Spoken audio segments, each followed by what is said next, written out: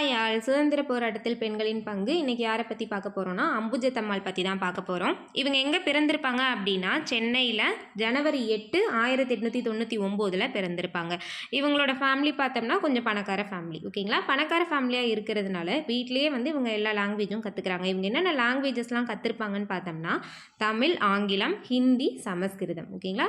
தமிழ், ஆங்கிலம், ஹிந்தி, சமஸ்கிருதம். இவங்க அப்பா ஸ்ரீனிவாச ஐயங்கார், அம்மா ரெங்கநாயகி அம்மாள், ஓகேங்களா. சின்ன வயசுலேருந்தே இவங்களுக்கு காந்திய கொள்கைகளின் மீது மிகுந்த ஆர்வம் இருந்துச்சு. 1915 தென்னாப்பிரிக்க சத்தியாகிரகத்துக்காக பணம் வசூலிக்கணும்ட்டு காந்தியும் கஸ்தூரிபாய் காந்தியும் சென்னைக்கு வந்திருப்பாங்க. அப்போ அவங்க வந்தப்போ அம்புஜத்தம்மாள் அவங்க அப்பா கூட காந்தியை பார்க்க போகிறாங்க. அங்கே போனவங்களுக்கு ஒரு அதிர்ச்சி என்னன்னு பார்த்தா காந்தியும் வசதியான குடும்பத்தை சேர்ந்தவங்க தான். ஆனால் கஸ்தூரிபாய் காந்தி கதர் சேலை அணிஞ்சிருப்பாங்க. இதை பார்த்து அவங்களோட எளிமையை பார்த்து வியந்த இவங்க சரி ஓகே நம்மக்கிட்ட இருக்கிறதையும் நம்ம பிற்படுத்தப்பட்டவர்களுக்காக கொடுத்துருவோம் அப்படின்னு சொல்லிட்டு அவங்கக்கிட்ட இருந்த விலை உயர்ந்த பட்டுப்புடவை, நகைகள் இது எல்லாத்தையும் எடுத்துகிட்டு போய் பிற்படுத்தப்பட்ட வகுப்பினரோட நிதிக்காக கொடுத்துருப்பாங்க, ஓகேங்களா. இவங்க ஆங்கிலேயர்களை எதிர்த்திருப்பாங்க. இந்தியாவின் சுதந்திரத்திற்காக பிரிட்டிஷ்காரங்களை எதிர்த்திருப்பாங்க.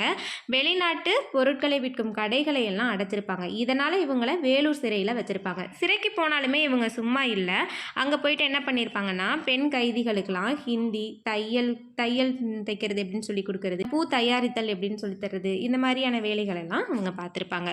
1943 சென்னை மாநகராட்சியோட உறுப்பினராக இருப்பாங்க. இதுக்கப்புறம் அவங்களோட அப்பா மற்றும் காந்தியோட பெயரில் ஸ்ரீனிவாச காந்தி அப்படிங்கிற மகளிர் கல்வி மையத்தை ஆரம்பிச்சிருப்பாங்க, ஓகேங்களா. இந்த கல்வி நிலையத்தின் மூலமாக பெண்களுக்கு கல்வி, மருத்துவ சிகிச்சை மற்றும் வணிக பயிற்சி இதெல்லாமே சொல்லி கொடுத்துருப்பாங்க. 1945 சென்னையில் நடைபெற்ற காங்கிரஸ் மாநாட்டில் வரவேற்பு குழு தலைவராக தேர்ந்தெடுக்கப்பட்டிருப்பாங்க, ஓகேங்களா. 1946 பெண்களுக்குன்னு சென்னையில் தனியாக கூட்டுறவு சங்கங்களை தொடங்கியிருப்பாங்க. 1957 சென்னை சமூக நல வாரியத்தில் உறுப்பினராக சேர்ந்து அங்கே 7 வருஷம் அதை தொடர்ந்துருப்பாங்க, ஓகேங்களா. இவங்க ஒரு புத்தகத்தை எழுதியிருப்பாங்க. அந்த புத்தகம் என்னன்னு பார்த்தோம்னா நான் கண்ட பாரதம், ஓகேங்களா. அம்புஜத்தம்மாள் எழுதின புத்தகம் நான் கண்ட பாரதம். இந்த புத்தகத்தை எழுதி மக்கள் மத்தியில் பிரபலமாக இருப்பாங்க, ஓகேங்களா. சமூக பணிக்காக அம்புஜத்தம்மாள் அவங்களுக்கு 1964 பத்மஸ்ரீ விருது கொடுக்கப்பட்டிருக்கும், ஓகேங்களா.